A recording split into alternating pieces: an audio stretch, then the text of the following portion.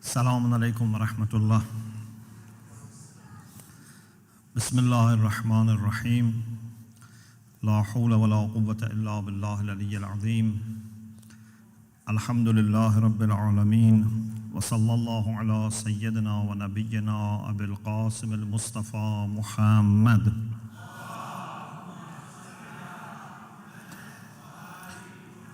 Wa alihi at-tayyibin at-tahirin. لا سيما بقية الله في الأرضين أجل الله تعالى فرجه الشريف وجعلنا من أعوانه وأنصاره. I am very happy and also grateful to Allah subhanahu wa ta'ala that we are able to get together today to commemorate the great event of Ghadir, and also to witness and celebrate success of some young members of our community. As you have all witnessed, this year again we had winners of Allama Tabatabai Award, those who both academically and also Islamically have been able to achieve very satisfactory and sometimes extraordinary results. When in our community, which is not too big in the size, we have so many, mashallah, talents and dedicated youths, and I'm sure there are many more that maybe still are not aware of this award.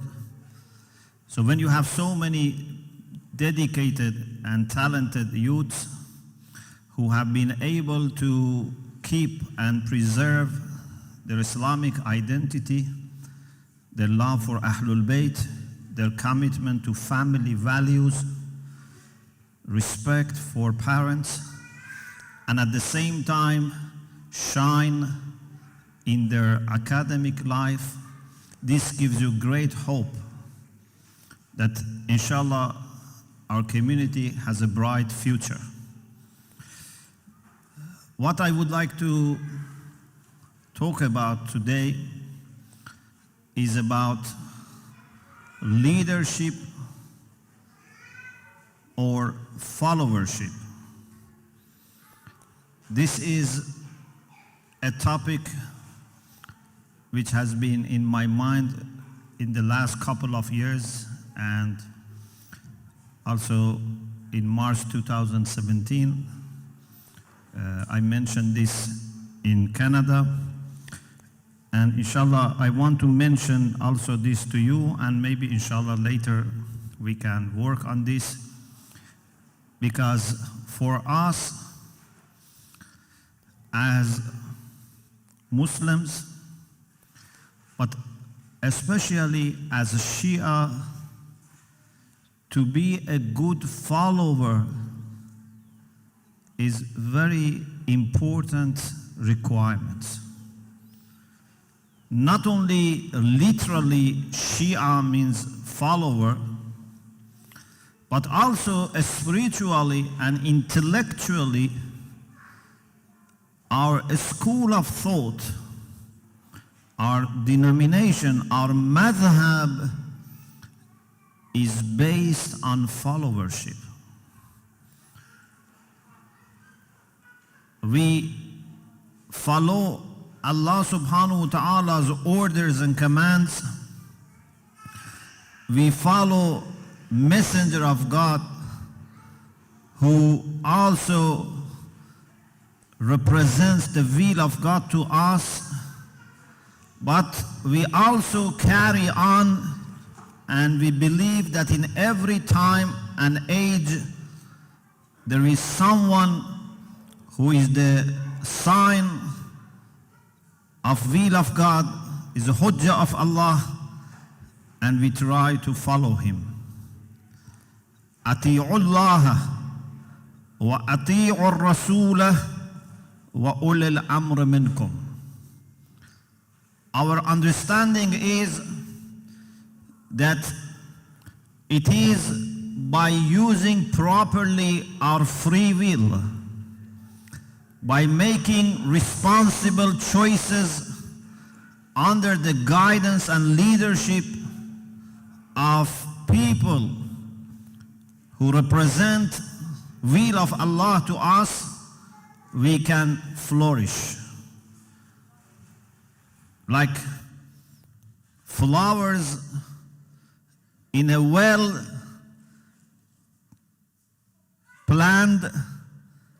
and well-catered garden. It's very much different from some plants that just grow without care in a desert or, I don't know, on a plain. When you go to a botanic garden, you see very beautiful, colorful mosaic of flowers, but you could immediately know there is a design here. There is a plan here. The overall setting is made in the way that every part contributes to a general beauty. The general beauty is not just put beautiful things together. If you put beautiful things together without order, without design, without any plan, sometimes not only the general beauty is not created, even they can nullify each other. It's very important to have them in a right design. A community is like this. It's not just enough to have successful, pious individuals. It's successful, pious, caring, loving individual is a flower. But we need a botanic garden. We need design. We need to know what we can achieve when we are all together. And that needs leadership, but it also needs followership. Something easy to understand, but unfortunately we fail to remember, is that if we have the best of ideas and theories and leaders and teachers and parents, but if there is no followership, if there is no respect, no obedience, no dedication on the side of those who are supposed to benefit, we are not able to succeed. For us Shia, the life of Ahlul Bayt alayhimus salam is a mixture of sad and happy memories. A very sad memory, especially in the life of Imam Ali alayhi salam, is when we see people who had someone like Amirul Mu'mineen alayhi salam, they were not appreciative. They didn't listen to him. Not they didn't listen to him 100%, not they didn't listen to him 90% or 80%. They acted as if they didn't have any leadership. To the extent that Amirul Mu'mineen alayhi salam says, La ra'ya liman la yuta'. No matter how good you are in your leadership, how strategic you are in your vision, how much you are able to offer, Amirul Mu'mineen says, if you are not obeyed, you have no opinion. It means that your opinion is as if it's nothing. It's there, but there is no practical benefit. لا رأي لمن لا يطاع.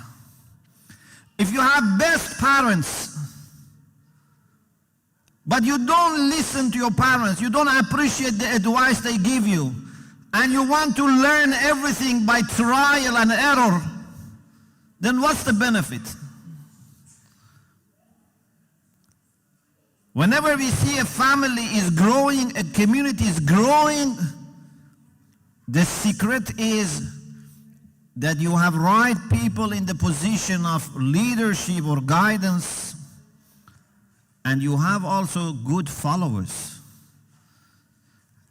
Actually, I believe if the community are very good in being united and in supporting the leadership, they can even compensate weakness of leadership. But if you have best of leaders, even if you have infallible leader, if you have someone like Harun, who was a prophet and appointed by Musa, and he was ma'soom, but people don't listen to him, they can end up with worshipping the calf. If you have Amir al-Mu'mineen, you can end up with Amir al-Mu'mineen going outside the city and putting his head in the well and complaining. You can have Imam Hassan alayhi salam opposite to Muawiyah, and people still don't understand who is right, who is wrong. Can you imagine what disastrous would be the condition of a community that when they are not able to appreciate their good leadership? Okay, these are sad things about our history, but are we going to repeat the same mistakes with Imam Zaman Ajjalallahu Ta'ala Farajahu Sharif?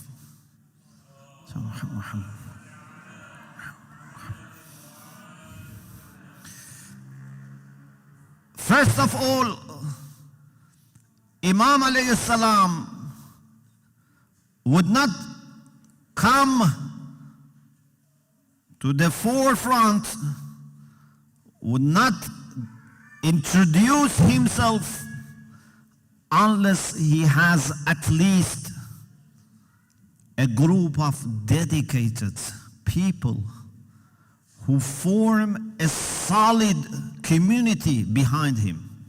In my humble opinion, it's impossible that Imam comes without we already have established a solid, united, organized, and fully committed to justice community.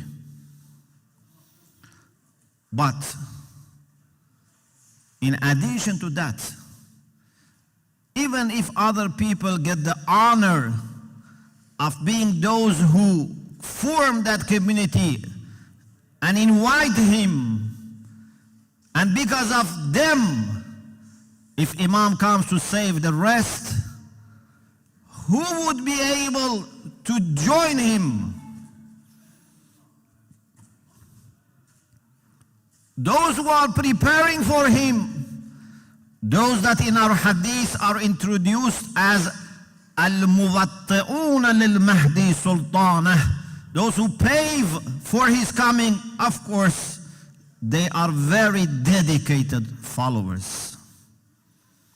In their personal life, family life, social life, in every aspect, they are fully committed. But those who might be able to join him after he comes, still they have to have certain qualities. It's not by chance, it's not random that you can join Imam Mahdi Ajjalallahu Ta'ala Farajahu Sharif in his universal mission, a long, long-awaited mission.